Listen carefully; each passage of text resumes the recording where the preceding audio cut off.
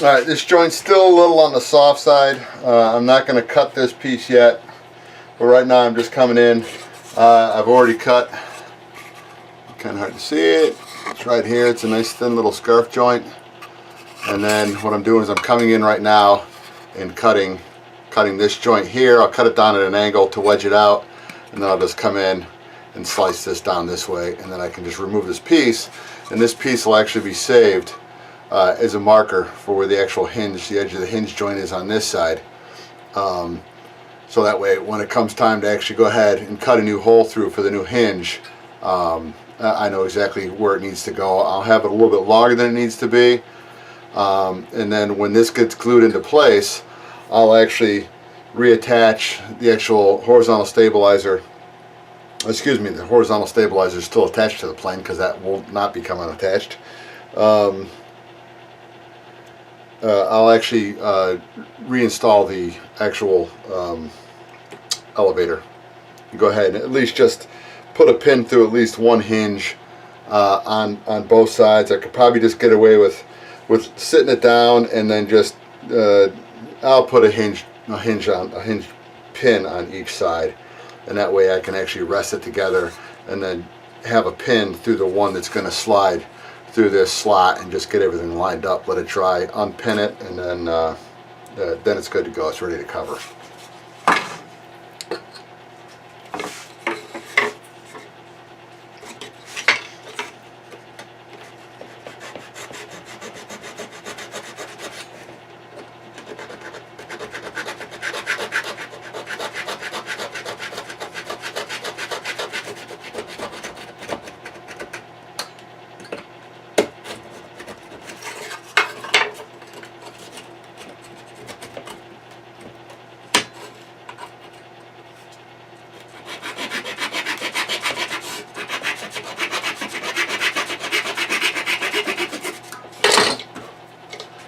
And there it is, the little piece is out. So it's going to be fun. It's going to be fun trying to get the actual scarf joint here. If it's not as perfect a fit as the one is that's actually in the actual where the hinge is at, it's past the hinge. So once it's in place, I do have a lot of gluing surface that I can put in there. And if I wanted to, I can actually reinforce the actual joint here. I can literally put in a piece of hard balsa or a thin little piece of ply or something, just to actually give it a little more attachment point on it. But I think once it's in there, it's going to be good, because this is on the outside of this. This is actually pretty much just layered 16th inch plywood. So they actually made strips out of 16th ply. Yeah, strips out of three strips out of 16 ply, glued them together, bent it around a form, and then once it was glued on, they just sanded it. So, I mean, the outside of this thing, with the exception of where it broke in the crash, it's rock solid. But this, like I said, I'm just going to go in. I'll put a couple gussets in where this actually joins up right here. There'll be some triangular gussets put inside there, so I don't think that's going to go anywhere. That should be solid. So, alright, anyway, let me get back to letting this stuff dry, and I'll bring you back on when I've got, when I feel confident enough to cut it without it falling apart. Alright, I gave it another 10 minutes, and it's getting better. But as of right now, it's not going to become unglued, so I'll just hold it down. I'll go ahead, I'll get in here, I'll make a mark, and then I'll pull this little piece off, and then go ahead and cut it, and we'll see how well it lines up.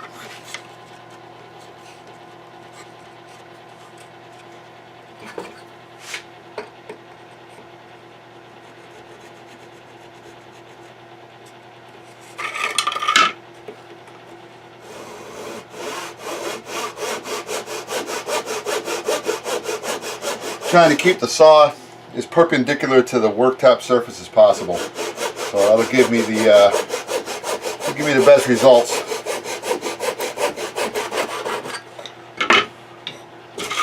Okay, the cut has been made. Before I test it, bring you down so you can take a look, and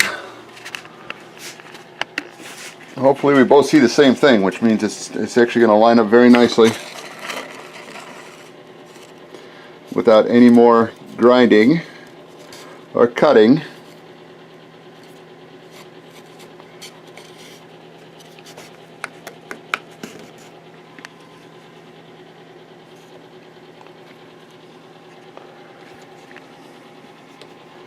And that's looking pretty good to me.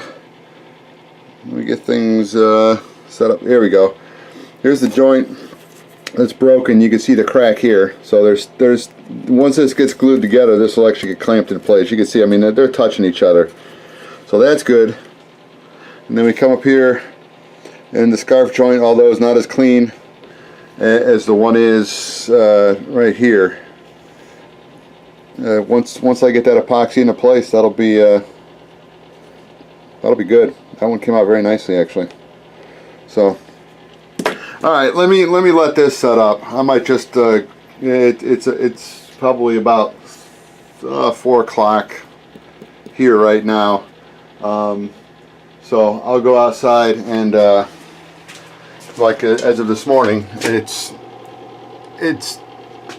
still snowing out. It's lightened up, but I'll go outside, do a little bit of shoveling, and then come on back down, and we'll get this we'll get it finalized, glued up.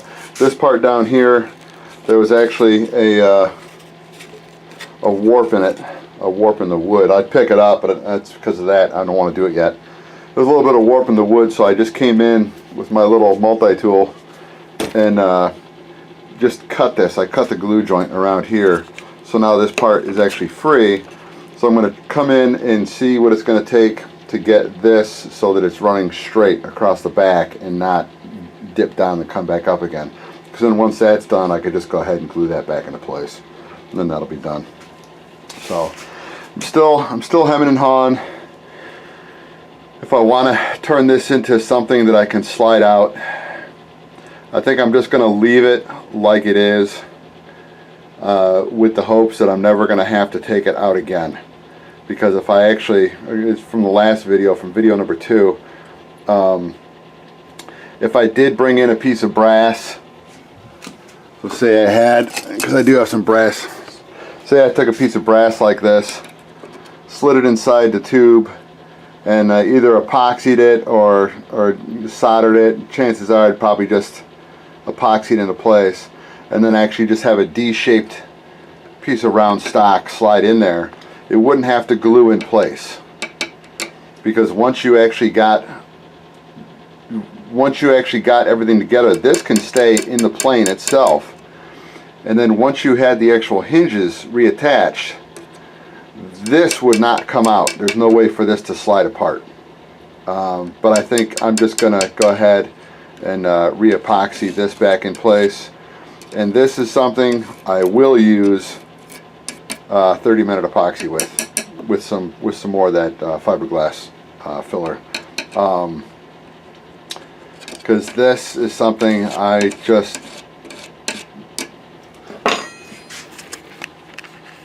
the elevator is a very critical part of the airplane. Without the elevator, it crashes.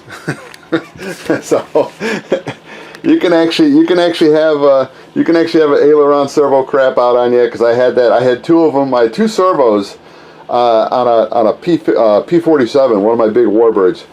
On the maiden flight, I made a huge mistake and I didn't put Metal Gear servos in the actual ailerons. And what happened was, with the big 2-stroke engine in it, from the vibration, it literally, one of the servos about 5 minutes into flight stopped functioning, and then probably about 2 minutes later, when I was trying to bring the plane in for a landing, the other one stopped as well. So I had the golden opportunity to land a World War II plane on just elevator and rudder, and let me tell you, it's not easy. The only thing that happened to me on that plane is I bent one of the landing gear, one of the retracts, and that was an easy fix, so I lucked out on that one. But that's it. Unless I'm flying electrics, everything has Metal Gear servos in it, just to so that I don't have to worry about crashing. Now this plane, I've actually got some big Servos servos coming in, some 220 something inches, yeah, whatever. Servos. Never used Servos before. Got a good friend of mine, Johnny, who's a tried and true Servos fan. He's got them in all of his helicopters, and I figure if he can trust those servos to his helicopters, I think I can trust him in my plane. So I've got those coming in. They should be in. The actual order, the shipping was held up because of the snowstorm coming through the Midwest. So I'm waiting on those to show up, but I'm not going to really need those for probably at least a month, because I've got a lot of work to do on the plane. I mean, the wings themselves, that's going to be, the actual structure on the wings is solid. I'm just going to make some changes to it. All it's, you'll see it in the trilogy, or you've seen it in the trilogy, because this will probably be shown after the trilogy. So you saw it in the trilogy, and you saw how I was planning on actually hinging the servos, or the ailerons on that. So that's going to be a project that you'll actually see after the actual repairs on the elevator and the rudder, because I'm waiting for a wood order to come in. I've got some more light ply, some 16th ply, and I've got basswood. I'm going to actually make the actual wing struts out of basswood. These wing struts are actually, they measured out at 565 thousandths, and I got 2 1/4 inch pieces coming in, 36 inches long. I'm going to go ahead and glue those together, so it'll be 65 thousandths thinner than this. It's going to be more than strong enough to do the job. I'm not worried about that 60 thousandths. That's minimal.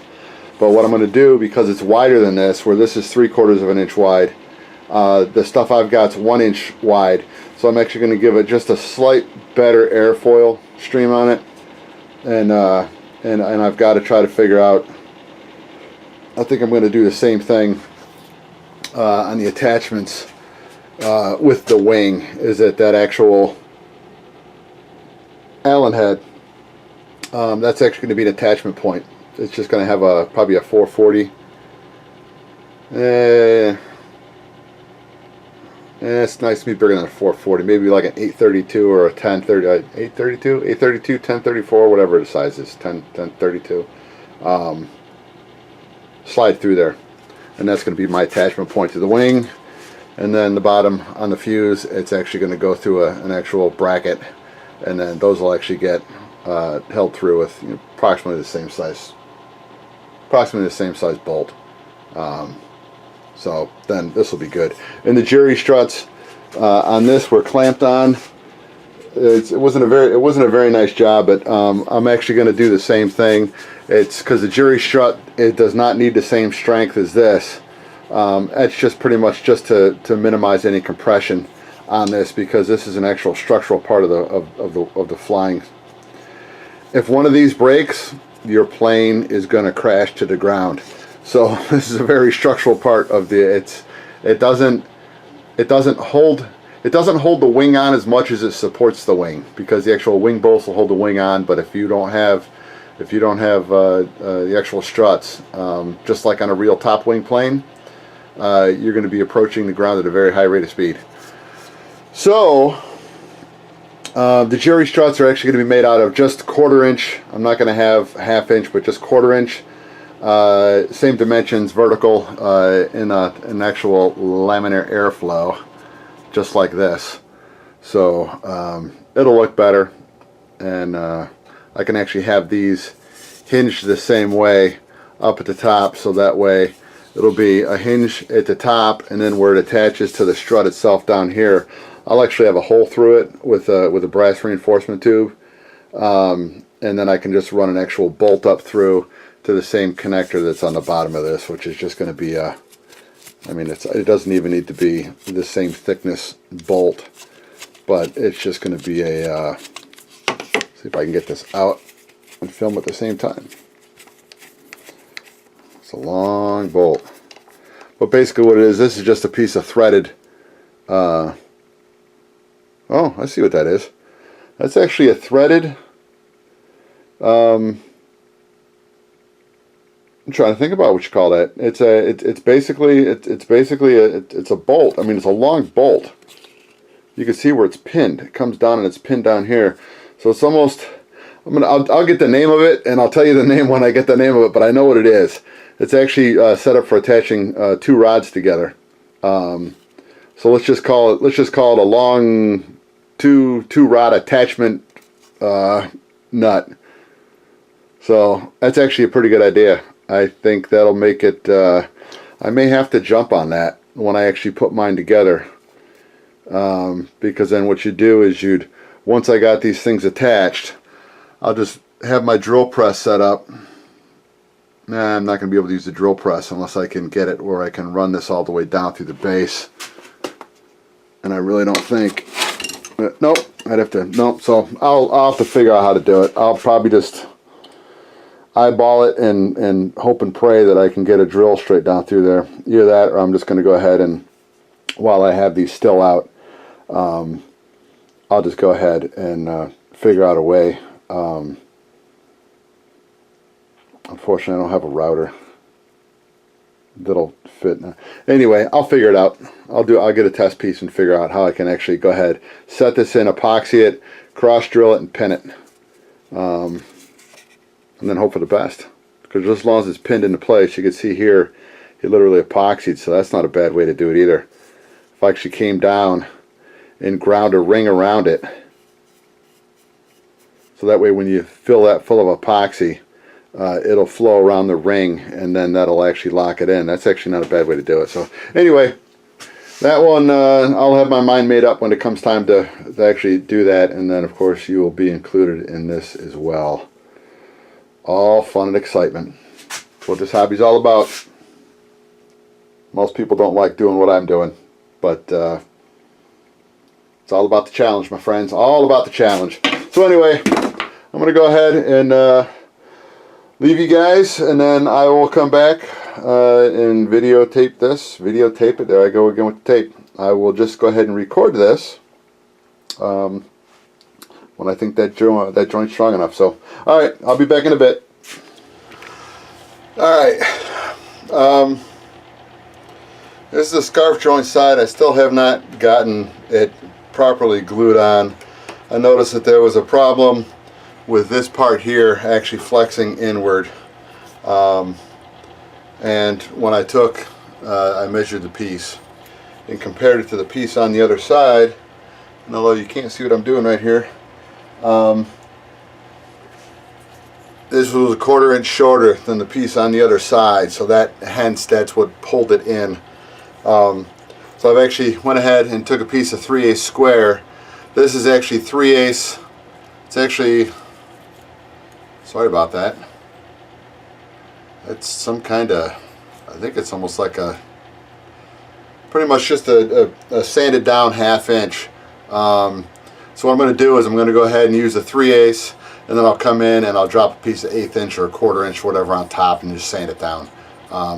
But this is the actual exact size that it needs to be at. So it's just going to be a matter of just gluing this in place. And just making sure that when it's glued in place, it's glued in nicely. I just need to come into this little thing. I don't know if you can see, there's a little gap right here, about a 1/16 of an inch gap. That's just glue. So I'm just going to come in with my chisel and just pop it out.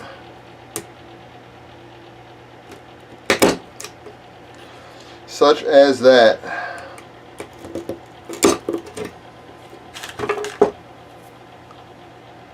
Big old chunk. That'll work nicely. Get filled. That'll get filled with epoxy and pulled back down. It's kind of hard to see the actual curvature of this piece, but nonetheless, it'll get repaired. I don't want that piece anymore. This piece. What will go in We'll sit like that. And then when this piece comes in, it will get epoxied in place. There is a little bit of a gap here, but the epoxy will fill the gap because I'm going to come in with a piece of some more quarter. It's some heavy duty 3/8. I'll come in and glue in an actual fillet in here, so that way it'll hold it together. Plus the epoxy that's going to be in that little gap. I mean, the gap is probably, I don't know, 32nd of an inch. It's not a very big gap, so that'll get filled. That'll get filled nicely. And it looks as though it'll be back to being straight again, which is good. So, alright, let me go ahead and I'll get some stuff set up and I'll get this epoxied into place. And then once that's epoxied into place, once again, I'll bring it back in. I'm just trying not to eat up so much video time that I've got to sit there and keep cutting sections out. So I'll just go ahead and just do a couple little shorts on this one. So, be back in a bit.